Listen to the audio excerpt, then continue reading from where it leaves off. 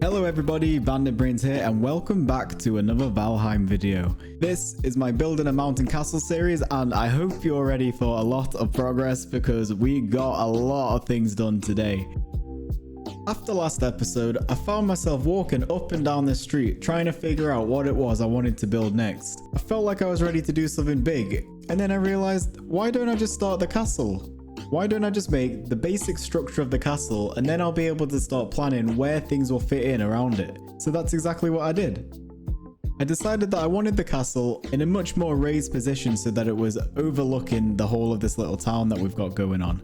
And of course this meant lots and lots of terraforming because this took hours. I'm not going to make you sit through all of that because through the magic of editing I can cut it down to a matter of seconds, but in reality this took me so many hours of clearing the area, breaking the rock that was under the ground, raising the ground, leveling it all out. It took a very long time and that's actually one of the reasons this video was a bit later to come out than I expected. So the footage you're watching right now is me raising the ground to around the level that I wanted it to.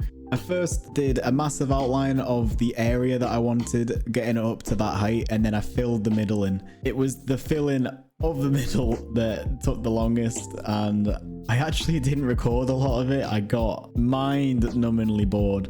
But there's enough progress from clip to clip to kind of see how I went about doing it. 2 hours later. So here is the result of all of the terraforming. I had the upper flat level, which is where the castle, the main building's going to be. I also had this other little level, which is a step down from the castle, which is where the progress up into the castle is going to be, like the stairways. And then I also flattened out the other level, which we worked on in the last episode. In the background there, I'm using iron gates to make an outline for my wall. I've learned this from numerous comments on the videos saying that iron gates are good for reinforcing your walls, and they really are. They have worked really well so far for me and I really recommend it. Once I had the gates in place, I then did the brick by brick effect to build up to just below the height of the gates. I didn't want to go over the gates just because it makes it easier if I want to go higher because I'm not yet decided on how tall these things are going to go. I added this curve to go with the curve of the terrain that I had made, but as I was doing it, I kind of felt like it was halfway there to being a tower, so I just made it into a tower. The wall up to this point is pretty flat and boring. That's just because it's the basic outline at the minute. There are going to be numerous towers along the wall and I'm also going to start adding detail at some point. I thought this was a pretty cool camera angle to show you how this castle is going to carve its way into the mountainside and just tower over the town that's down below it. And this is where things took a bit of an unfortunate turn. The last clip was probably the last recording I did of that day, and when I logged onto the server the next day with both of my accounts, the server really struggled to load in what it was I'd made up to that point. I think my second account being on my older laptop also had a factor in this because my main beast of a PC was able to load it up quicker. It still struggled, but it was quicker, and the laptop just it failed to do it and it was like a slideshow. So instead of not filming, I decided to transfer the world from the server over to my main computer and record in the first person as I was in the first few episodes. I'm hoping that the server was just experiencing high traffic or was laggy or whatever and I'll be able to jump on in the future, but for now I hope this is okay because we're gonna carry on making progress. Right now I'm just adding gates to where I want the walls to go and also increasing the overall height of these walls. I wanted them to be a little bit bigger. I really like using the iron gates as a guide because it kind of gives you a better idea of what the wall will look like because they kind of make a wall themselves. They're just see-through. So here's a little walkthrough of where I'm up to so far. I like a lot of what is going on here, but there's also a lot that I'm going to change. Initially, I was going to have that square tower on the far right as the entrance to the castle, but it just doesn't feel grand enough. So my next idea is to make another circle tower where that square part is, and then have a gate in between them to have a main gate entering the castle complex. I think that makes much more sense and it'll make it look even cooler. Then I won't have to have these awkward stairs leading up into it. There were too many staircases going on here. So just having the one up to this first level and then one up to the gate will make it look a lot more simpler, but a lot more effective. And if you watched my last episode, you know that I'd like to do this little walkthrough from the gate just to see what it would be like to be a player experiencing this for the first time. And I've got to say, with that tower right in the middle of where the view is getting drawn to, I couldn't have planned it any better. It just looks so cool and dramatic right in the middle of the screen, and it's really making me want to walk down towards that castle. So we've taken a step back, now we know what looks good, and now we know what looks not so good. So let's get to fixing that, starting with this horrible square tower at the bottom. I honestly don't know what I was thinking putting such a small tower and a tiny staircase leading to the main entrance for what is meant to be a grand castle, but I definitely have something much better in mind.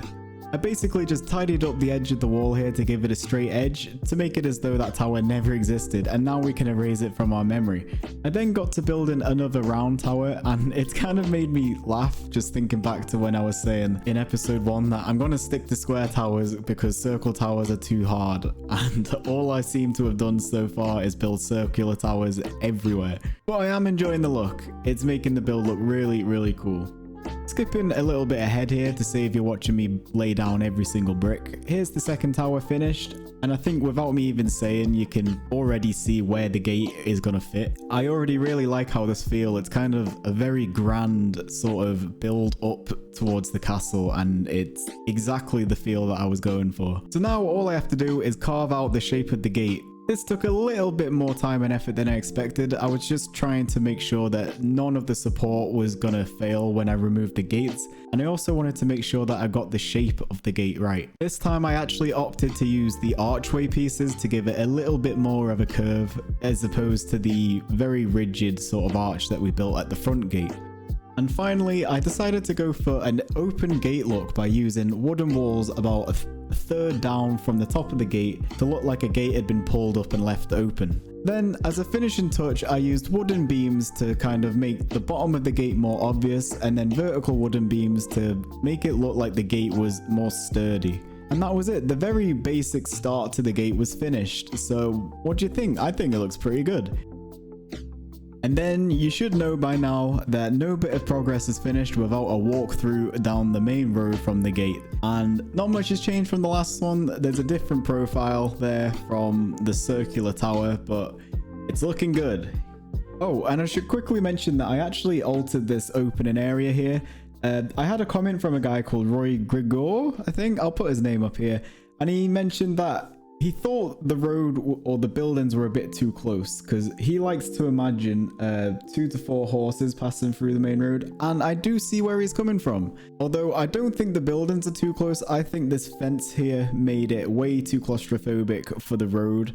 So what I did was I changed the route of where the fence went, and then I added a little arch down this alleyway at the back here just to give it a little bit more character, and I think that did the job of opening up the road.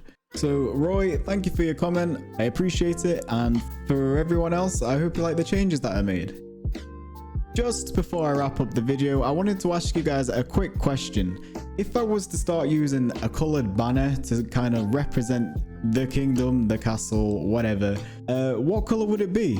I think any color could work, but I would really like to include some of my viewers' inputs so that you can influence the build in some way. So if you comment down below with the color of the tabard that you'd like to see representing this build, then I'll tally up the score and I'll make a decision based off of that. And with that all said and done, that is it for this video. We've got so much done in this episode. It took a lot of time, and that is why it took a little longer to come out. I tried to edit out some of the boring stuff like the repetitive building that you've already seen, so I hope you like that. And with that said, please leave a like, subscribe if you haven't already, and thank you for the support so far. I'll see you in the next one.